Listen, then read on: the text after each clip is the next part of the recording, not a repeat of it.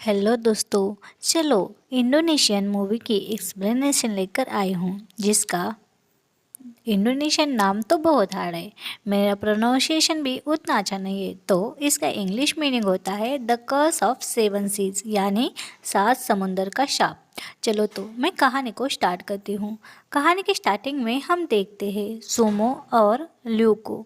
दोनों की भी ग्रोसरी शॉप्स है, पर यहाँ पर हम देखते हैं ये जो सुमो था उसकी शॉप पर काफ़ी भीड़ थी, पर ल्यू के शॉप पर कोई भी नहीं जाता, जिससे ल्यू काफ़ी नाराज़ होता है। वह हमेशा सुमो पर चलता था। रात में हम सुमो को देखते हैं जो शॉप बंद कर हॉस्पिटल आता है। यहाँ हम देखते हैं उसका बेटा मून, उसकी छोटी बेटी और उसकी बीवी। यहाँ उसका बेटा बीमार है। उसके बेटे की किडनी में कुछ फॉल्ट था। आज उसका ऑपरेशन होने वाला था। सुमो अपनी बीवी को पैसे देकर कहता है कि सब ठीक हो जाएगा और जल्द ही उसके बेटे का ऑपरेशन हो जाता है। ऑपरेशन सक्सेसफुल होता है। जब उसे होश आता है तो एक बूढ़े आदमी का घोस्ट मून को दिखते रहता है। ये घोस्ट मून को ही घूर रहा था। मून उससे डरता है, अपनी माँ को भी बताता है। मून की माँ शूम ये बात डॉक्टर से कहती है तो डॉक्टर कहता है शायद उसकी आंखों में कोई फॉल्ट है। डॉक्टर उसकी आंखें चेक करने को कहता है। यहाँ जब ये लोग घर आते हैं तो यहाँ भी उसे वही बूढ़े का घोस्ट दिख रहा था जो रोज़ मून उससे डरता था, मगर शूम भी कुछ कर नहीं सकती। अब वो ऐसे ही रोज़ घोस्ट उसे दिखते थे। बेचारा मून छोटा बच्चा था, वो काफ़ी डर जाता था। ऐसे ही एक रात सोमो शॉप क्लोज कर रहा था तो वो देखता है शटर बंद नहीं होता। वो नीचे देखता है तो एक कपड़े में कुछ लिपटा था। सुमो वो हाथ में लेकर देखता है तो उसमें कुछ तावीज़ थी। सुमो को इस बात पर ल्यू पर ही डाउट आता है। वो उस तावीज़ को देखकर तावीज़ डस्टबिन में फेंक देता है और जब वो कार में बैठता है तो उसके कंधे दर्द करते हैं। वो घर आता है और शुम से कहता है आज कंधों में बहुत ज़्यादा दर्द है, मुझे थोड़ी तेल मालिश कर दो। तब मून वहाँ आकर पापा की ओर देखकर बहुत ज़ोर ज़ोर से चिल्लाने लगता है। कहता है पापा आपके ऊपर कोई आंटी है, वो घोस्ट है। वो बच्चे को इतना डरा देख शूम और सुमो भी डर जाते हैं। बच्चा बहुत डर रहा था। अब ये लोग उसे शांत करवाते हैं और एक तांत्रिक को घर लेकर आते हैं जिसका नाम था रुस्तम। यहाँ हमें समझता है कि शायद उस तावीज़ के असर से ही ऐसा हो रहा था। अब ये जो घोस्ट थी वो सुमो के कंधों पर ही बैठती है। शायद ये कोई चुड़ैल थी जिसे सुमो पर छोड़ा गया था। यहाँ जो तांत्रिक था वो कहता है मून की थर्ड आई ओपन हो गई है, इसीलिए उसे घोस्ट दिख रहे हैं। अब इस थर्ड आई को हम देख बंद नहीं कर सकते। सुमो कहता है ये कैसे हो गया, ऐसे तो वो बहुत डर जाएगा, उसकी लाइफ स्पॉइल हो जाएगी। तब रुस्तम उसे कहता है इस थर्ड आई को क्लोज तो नहीं कर सकते, पर हाँ उसे कुछ हद तक हम कम कर सकते हैं। उसे सब अच्छे बुरे घोस्ट ना दिखे, बस वो जिसे देखना चाहे वही उसे दिखे, ऐसा कुछ हो सकता है। तब रुस्तम कहता है ये सब अब मून पर ही डिपेंड है कि वो ये सब कैसे हैंडल करेगा। बस इसे मार्केट से दूर रखो। मार्केट में बहुत बुरी चीज़ें होती है। यहाँ एक दूसरे पर जलन की वजह से काले जादू किए जाते हैं और डेविल को बुलाकर उसके साथ डील की जाती है। ये बहुत बुरी जगह है।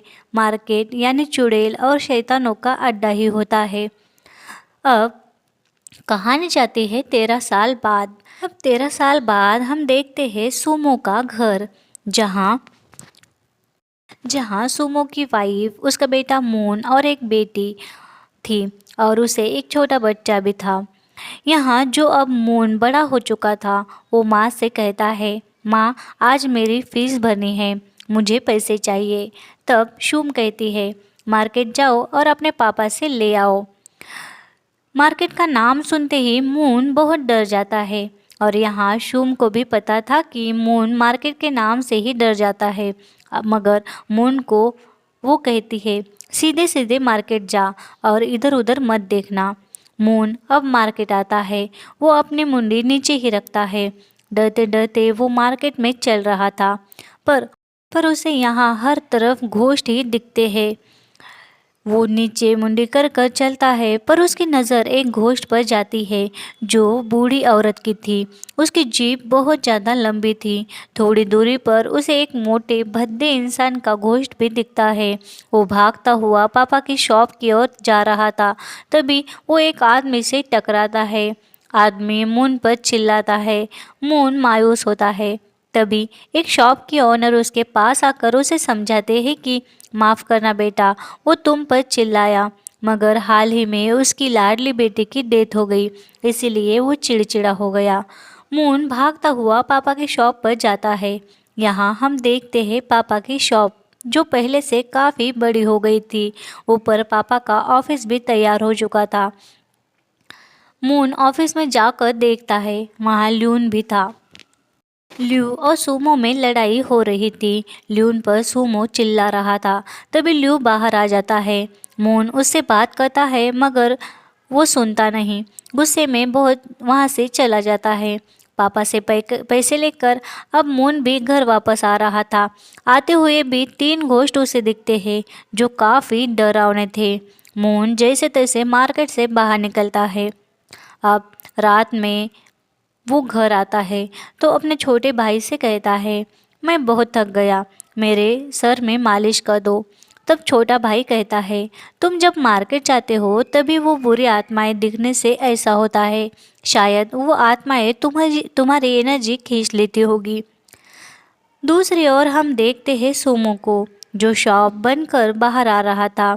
तो उसे एक काला कपड़ा मिलता है। उसमें कुछ काले जादू की सामग्री थी। वो उस कपड़े को लेकर देखता है। तभी उसे अजीब सी आवाज़ें आने लगती है। वो पीछे मुड़ मुड़ कर देखता है। ये आवाज़ें ल्यू को भी आ रही थी। ल्यू भी अपने शॉप से बाहर आकर देखता है, पर वहाँ कुछ भी नहीं था। अब सुमो अपने गाड़ी में बैठ जाता है, पर बाहर से कोई जोर जोर से उसकी गाड़ी को हिला रहा था, जिससे सुमो डर जाता है और गाड़ी से बाहर आकर चिल्लाने लगता है कि कौन हो, मुझे क्यों परेशान कर रहे हो। अब वो जल्दी में घर वापस आता है और शुम को कुछ नहीं कहता, बस रूम में जाकर सो जाता है। यहाँ अब उसे एक बहुत बुरा सपना आता है। उसमें वो खुद को हवा में लटका हुआ देखता है। सामने एक बूढ़ी लेडी थी जो काला जादू कर रही थी और बड़बड़ा रही थी कि मैं तेरी पूरी फैमिली को बर्बाद कर दूंगी। और तभी सुमो के हाथ पैर पीछे की ओर मोड़ रहे थे, कोई उसे तोड़ रहा था। अब इससे सुमो नींद में ही दर्द से कर रहा था। वो दर्द से चीख रहा था। बाकी बेडरूम से मून को आवाज़ आती है। वो उस आवाज़ की ओर जाता है। यहाँ पर वो पापा को देखता है। पापा तो सोए हुए थे। अब मून वापस कमरे में आ जाता है। दूसरे दिन सुबह नाश्ता करने सब बैठ जाते हैं। तब एक निवाला खाते ही सुम को खून की उल्टी हो जाती है, जिसमें बहुत सारे कीड़े भी थे। सुमो बेहोश पड़ा था। अब उसे हॉस्पिटल ले जाकर सब चेकअप करवाते हैं तो डॉक्टर कहता है सब ठीक है, कुछ भी नहीं हुआ। और अब घर आने पर सब लोग मिलने आते हैं तो सुमो से कहते हैं, ज़रूर तुम पर कोई काला जादू कर रहा है, ये सब काले जादू का नतीजा है। सुमो कहता है, मुझे इन बातों पर भरोसा नहीं, और यहाँ शुम सबको जाने को कह देती है।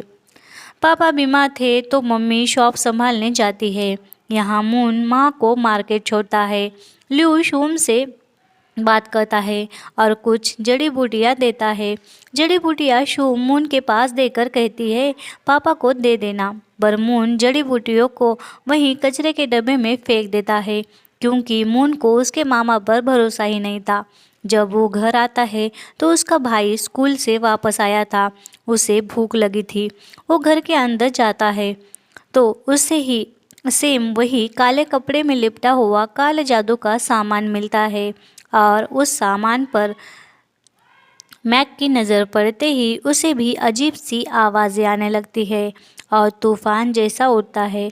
यहाँ पर मैक डर कर घर में भागने लगता है और अब वो बीमार पड़ता है। उसको बहुत ज़्यादा फीवर हुआ था। सब लोग रात में उसकी केयर करते हैं। यहाँ मून मैक का ख्याल रखता है और शूम सोम का। तभी मून बर्फ लेने बाहर आता है और उसे वही डीमन की परछाई दिखती है जो शोम के कमरे में जा रही थी। वो वहाँ जाता है तो देखता है पहले तो सोमो ठीक था, पर अचानक ही उसे फिट्स आने लगते हैं। वो बहुत परेशान होता है, उसे सब लोग संभालने लगते हैं। तभी मैक के कमरे में से भी अजीब सी आवाज़ें आने लगती है। मून जब उसके पास जाता है तो मैक 10 से कर रहा था। मून देखता है उसके कान से एक धागा निकलता है, उसमें दीमक भी लगा हुआ था। तभी अचानक से मैक की आंखों से खून आने लगता है और अब एक नोकीला चाकू अपने आप ही मैक के पेट पर चलने लगता है और उसकी छाती चीर देता है। इधर उधर चलता है। ये सब देख मून बहुत चिल्लाता है। उसकी चीख सुन इतनी भयानक थी कि सुमो और मून की छोटी बहन लिया भी भागते हुए आते हैं तो वो देखते हैं मैक के शरीर पर सारे खून ही खून था और ये सब देख वो परेशान होते हैं। यहाँ मैक की मौत हो गई थी और इतनी भयानक तरीके से हुई मौत को देख पूरा फैमिली शोक में डूब जाती है। आप दूसरे दिन मैक का फ्यूनरल होता है। यहाँ फ्यूनरल में अब ल्यू भी आता है। मून को ल्यू पर यानी खुद के मामा पर ही शक था। वो उस पर गुस्सा होता है, उसे यहाँ से जाने को कहता है। ल्यू भी गुस्से में वहाँ से चला जाता है। अब यहाँ सुमो भी कोमा में चला गया था क्योंकि उसे मैक के जाने का ही सदमा लगा था। उस पर किसी डीमन का भी हाथ था। इन सब से अब तीनों बहुत बुरी तरह टूट जाते हैं। शू, मून और मून की छोटी बहन लिया, इन सब पर दुखों का पहाड़ ही गिरता है। और यहाँ मून फिर से रुस्तम को बुलाता है। मून कहता है जो कुछ हुआ था वो रुस्तम को बताता है। तब रुस्तम कहता है ये जादू तो मेरे भी समझ के बाहर है, अपने देश का है ही नहीं। इतना शक्तिशाली काला जादू मैंने कभी भी नहीं देखा। अब मैं इसका पता लगाता हूँ, तब तक तुम तीनों ये तावीज़ बांध लो। रुस्तम तीनों को तावीज़ देता है और मून से कहता है अगर तुम्हें किसी पर डाउट है तो उससे बहस मत करो, वरना वो तुम तीनों को भी नुकसान करेगा। मैं जल्द ही इस काले जादू का पता लगाकर वापस आता हूँ। दूसरे दिन मून पापा के शॉप पर जाता है। वहाँ पता चलता है कि जब से पापा बीमार है तब से दुकान के 3 नौकर काम छोड़कर जा चुके थे। वहाँ कोई कस्टमर भी नहीं आ रहा था। आज बचे हुए 2 नौकर भी काम छोड़ देते हैं। दिन भर मून दुकान पर बैठता है, वहाँ कोई भी भटकता नहीं। अब मून उस चिड़चिड़े आदमी से भी मिलने जाता है। वो आदमी मून से ठीक से बात भी नहीं करता। अब यहाँ शॉप बंद करने के टाइम एक औरत वहाँ आ जाती है और 1 किलो चीनी मांगती है। मून उसकी ओर देखता है, वो चुड़ैल थी। फिर मून जोर से डर के मारे चिल्लाता है। तब वो आत्मा ल्यू की शॉप में जाती है। मून उसके पीछे पीछे जाता है। वो देखता है ल्यू के शॉप में काले जादू का बहुत सा सामान था और यहाँ उसी चिड़चिड़े आदमी की बेटी की फ़ोटो भी थी। यहाँ पीछे से ल्यू आ जाता है और मून को वहाँ देख उसे मारने लगता है। मून जैसे तैसे वहाँ से भाग जाता है और यहीं उसका डाउट अब यकीन में बदल गया। दूसरी ओर हम देखते हैं एक आग जैसी चीज़ मून के घर पर आती है और वहाँ लिया और शून के हाथ में जो तावीज़ थे वो अपने आप टूटकर नीचे गिर जाते हैं। यहाँ ये समझता है कि ये काली शक्तियाँ बहुत ज़्यादा शक्तिशाली थी। शूम बाहर आती है और उसे भी वही काले कपड़े में लिपटी काले जादू की सामग्री दिखती है। वो जब हाथ में लेकर देखती है तो चारों ओर से हवा तेज़ होती है और अजीब आवाज़ें आने लगती है, जिसे पहले भी मैक को सुनाई दी थी। वैसी ही आवाज़ से शूम डर कर वहाँ से भाग जाती है और यहाँ मून जो शॉप से लौट आया था उसे भी वो सामग्री दिखती है। जैसे ही वो उसे उठाने हाथ आगे करता है तो उसके हाथ का भी तावीज़ अपने आप टूटकर बिखर जाता है। यानी यहाँ मून भी समझ जाता है कि ये शक्ति बहुत बुरी है और ज़्यादा ताकतवर भी, अब किसी ना किसी को हार्म करेगी ही। वो भागता हुआ घर में जाता है और यहाँ लिया तो ठीक थी। वो कहती है मम्मा की तबीयत आज ज़्यादा ही बिगड़ गई। मून को समझ जाता है कि उस काले कपड़े में जो चीज़ थी वो माँ ने ही खोली है। वो दोनों बात कर ही रहे थे, तब ये बात सुमो भी सुनता है और उसे बहुत ज़्यादा गिल्टी फील हो रहा था। उसे लग रहा था कि ये सब उसकी वजह से हो रहा है। यहाँ मून रुस्तम को बुलाता है। रुस्तम उस सामान को देखकर कहता है, इस बंद पोटली में हिप्नोटाइज का भी सामान है, यानी इस पोटली में जो कुछ चीज़ है वो अपने शिकार को हिप्नोटाइज करती है और ना चाह कर भी इस चीज़ को खोलता है और बुरी तरह उसका अंत होता है। ये काला जादू किसी ट्राइबल एरिया का है, यानी आदिवासी लोगों के ज़रिए किया हुआ काला जादू। यहाँ हमें याद आता है सुमो की सपनों में काला जादू कर रही बूढ़ी का आना। उसकी वेशभूषा आदिवासी की तरह ही थी। यहाँ मून को मामा पर ही डाउट था। वो मामा के पास जाकर उसे बहुत खरी खोटी सुनाता है। तब ल्यू कहता है, सुमो पर कोई काला जादू क्यों करेगा, वो तो खुद काला जादू करता है। ये सुन मून भी हैरान था। अब ल्यू कहता है, कहानी जो 13 साल पहले। अब कहानी पास्ट में जाती है, जहाँ सुमो ल्यू को कहता है मुझे भी शॉप खोलनी है। तब ल्यू ने ही उसे मदद की थी। उसे दुकान में जो सामग्री लगती है वो सब ला कर दी थी।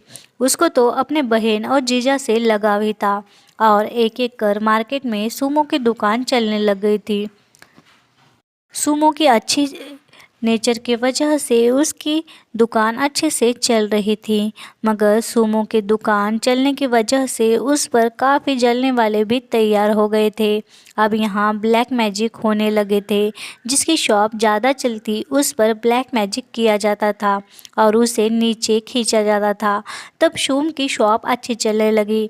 तब वही चिड़चिड़ा आदमी, उसने शूम पर काला जादू किया, जिससे शूम के पेट में काफ़ी दर्द होने लगा। जब हॉस्पिटल में चेकअप किया तो पता चला इसके पेट में बहुत से लोहे के कील है। फिर सुमो एक बुढ़िया के पास गया। उसने ये सब जिसने किया उस पर ही ये काला जादू पलटाने को कह दिया। उस बुढ़िया ने वैसे ही किया, मगर यहाँ उस बुढ़िया ने जादू पलटाने के लिए जो चीज़ भेजी थी, दरअसल वो चीज़ उस आदमी पर नहीं, उसकी लाडली बेटी पर पलट गई थी। ये वही मार्केट में रहने वाला चिड़चिड़ा आदमी। जब उसकी बेटी पर ये जादू पलटा तो वही कील जो शूम के पेट में थी, वो कील उस बेटी के मुंह से निकलने लगी।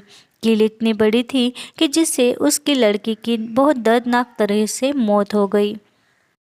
अपनी जान से प्यारी बेटी को उसने दर्दनाक तरीके से मरता हुआ देखा था, इसीलिए वो इसका जिम्मेदार सुमो को ही मानता था। सुमो से कुछ भी कर कर बदला लूँगा, ये सोच उसी ने शायद ये काला जादू जो बहुत शक्तिशाली है वो ढूंढ कर लाया होगा। मून को अपने पापा पर बहुत भरोसा था। वो कहता है मेरे पापा ऐसा कर नहीं सकते। तब ल्यू कहता है इस मार्केट में कोई भी भोला नहीं, सब लोग ऐसे ही नीच है। तुम्हें यकीन नहीं हो रहा तो पापा के ऑफिस में जाकर देखो, वहाँ काले जादू की सामग्री रखी होगी। ये सुन मून को याद आता है पापा के ऑफिस में भी एक सीक्रेट मैजिक डोर है।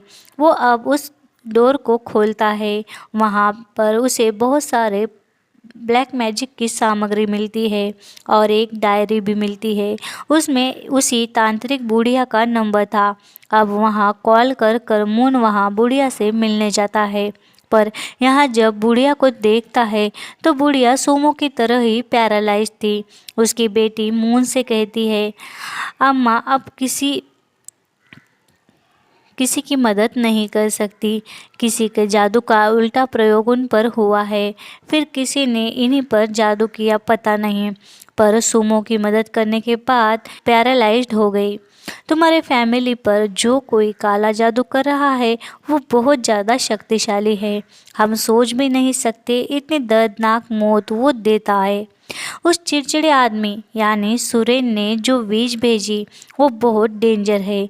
वो किसी से काबू नहीं आएगी, सब फिनिश कर कर ही मानेगी। सुरेन ने बहुत हाई लेवल का मैजिक किया है और उसने 7 समुंदर पार कर कर यहाँ आई विच है। वह विच बहुत ज़्यादा खतरनाक है और 7 जगह के 7 डीमन भी उसने तुम्हारे पापा पर छोड़े हैं। जिस बुढ़िया ने उसे भेजा है वो भी काफ़ी ज़्यादा शक्तिशाली है। वह एक ट्राइबल ओल्ड लेडी है।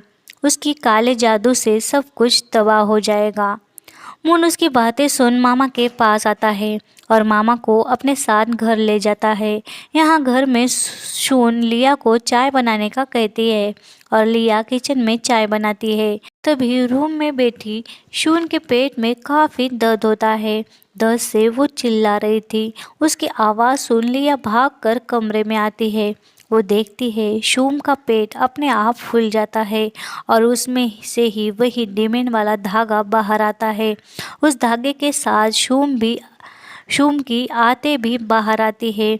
अब सारी आतड़ियाँ जमीन पर फैल गई थी और शूम वही तड़प तड़प कर मर जाती है। यहाँ मून और ल्यू भी तब तक आ जाते हैं मगर वो कुछ भी नहीं कर सकते। दूसरे दिन हम देखते हैं शूम का फ्यूनरल होता है। शूम भी मैक की तरह बहुत दर्दनाक मौत से मरी थी। इधर रुस्तम भी काले जादू को तोड़ने का उपाय ढूंढ रहा था। रात में रुस्तम मून के पास आता है और उससे वो काले जादू तोड़ने के लिए रिचुअल करने का कहता है। यहाँ प्यूरिफिकेशन रिचुअल होगा। इसमें मून को अपने थर्ड आई ओपन करनी होगी।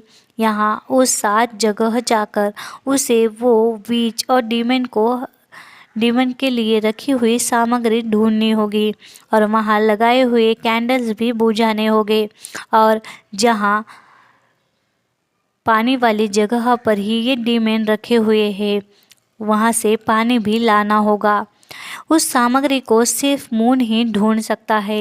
ये काम करने दोनों भाई बहन जाने का सोचते हैं। सच तो ये घर में ही थे, बस इनके शरीर वहाँ पहुँच जाते हैं। यहाँ वो लोग पहले प्लेस पर पहुँचते हैं। अब वहाँ ये लोग कैंडल फूंक कर वहाँ की रखी चीज़ें फेंक देते हैं और यहाँ एक स्नेक वाला डीमन जुड़ा था। उससे बचकर ये दोनों दूसरे प्लेस पर आते हैं। दूसरे प्लेस से यहाँ काला जिन था। तीसरे से बहुत भयानक आत्मा थी जो चमगादड़ की तरह थी।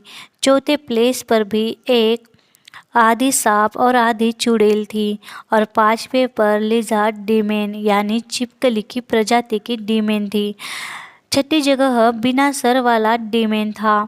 आप दूसरे दिन 7वीं प्लेस पर इन्हें जाना था। यहाँ बाकी 6 जगह इन्होंने जो किया वही करते हैं। पहले तो प्लेस पर लगी कैंडल बुझाते हैं और समुद्र का पानी लोटे में भर लेते हैं। मगर यहाँ मून जैसे ही पानी लोटे में भरता है वहाँ एक अदृश्य शक्ति आने लगती है और एक हाथ बाहर आकर मून को गिरा देता है और मून के हाथ में जो पानी था वो अब गिर गया था। तभी यहाँ किसी प्रिंस का डीमन आता है जिसका नौकर इन दोनों की ओर पानी लेकर आ रहा था। ये 7वां डीमन उनकी मदद करता है मगर क्यों ये समझ नहीं आता। यहाँ ये दोनों बहन भाई 7 समुंदर का पानी लेकर वापस आ रहे थे। वो 7वां डीमन जो था दरअसल वो इंडोनेशियन था, इसलिए वो इंडोनेशिया के लोगों की रक्षा करता था। इधर रुस्तम रिचुअल कर रहा था। तभी सारा घर ब्लू लाइट में चला जाता है और यहाँ वही भयानक ब्लू डीमन आता है जिसे इनके घर पर छोड़ा गया था। रुस्तम को लगता है प्रे करने से डीमन कुछ नहीं करेगा और वो प्रे करने बैठता है। यहाँ वो डीमन अपनी 2 उंगली से ही रुस्तम का सर कुचल लेता है और ल्यू को भी पकड़कर उसका दिल निकाल कर खा जाता है। यहाँ जब मून और लिया आते हैं तो उन दोनों की लाशें देख बहुत डर जाते हैं। यहाँ वो खुद प्यूरिफिकेशन करने का सोचते हैं और रिचुअल करने लगते हैं। तभी यहाँ लाइट चली जाती है। यहाँ मून टॉर्च ढूंढने रूम में जाता है तो उसे वही ब्लू डीमन दिखता है जो मून को दूर से पटक देता है। मून लिया को रिचुअल करने को कहता है।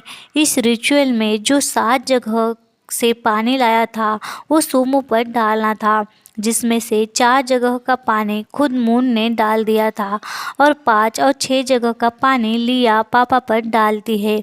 जैसे ही पानी लिया सुमो पर डालती है, डीमन 10 से चिल्लाने लगता है क्योंकि डीमन को तकलीफ हो रही थी। और डीमन लिया के पास जाकर उसे भी उठाकर फेंक देता है। बाद में मून 7वां कंटेनर हाथ में लेता है और सुमो पर पानी डालने ही वाला था कि डीमन सुमो को ही उठा लेता है। यहाँ अब मून को कुछ समझ नहीं आता। मून वो कंटेनर दीवार पर मार देता है जिससे कुछ पानी सुमो पर गिरता है। जैसे ही 7वें कंटेनर का पानी सुमो पर गिरता है वो डीमन जल जाता है और सुमो भी कस से बाहर आता है। दूसरी ओर वहाँ वही सुरेन की तांत्रिक बुढ़िया रिचुअल करने लगती है। वो बुढ़िया सुरेन से कहती है वो डीमन अब हमारे पास ही आएगा और तुम्हारे आत्मा को कैद कर लेगा क्योंकि हमने ही उसे बुलाया है। हम दोनों ने मिलकर उसे जगाया है जिसे अब सुमो के बेटे ने हराया है और वो वापस हमारे ओर ही आएगा। अब यहाँ ये डर कर मारे दोनों रिचुअल करने लगते हैं। यहाँ ये कुछ कर पाए तब तक यहाँ पर डीमन आ जाता है और डीमन बुढ़िया को उठाकर ऐसे तोड़ देता है जैसे उसने कोई लकड़ी तोड़ी हो। अब वो सुरेन की तो मुंडी ही खा लेता है। यानी अब जो डीमन था उसने इन दोनों की सोल ले ली थी। वो अब वापस नहीं आएगा। ये कहानी अब कुछ दिन बाद जाती है जहाँ हम देखते हैं यहाँ वो बुढ़िया जो सुमो के लिए काला जादू करती थी वो भी ठीक हो गई थी। यहाँ मून कहता है एक काले जादू का किस्सा अब यहाँ ख़त्म कर देते हैं। वो बुढ़िया और सुमो जाते हैं सुमो के ऑफिस। वहाँ वो लोग काले जादू की सामग्री को देखते हैं, कुछ रिचुअल करते हैं और यहाँ जो कैंडल्स थी वो अपने आप बुझ जाती है और ये कहानी यहीं ख़त्म हो जाती है। तो दोस्तों ये कहानी आपको कैसे लगी ज़रूर बताना।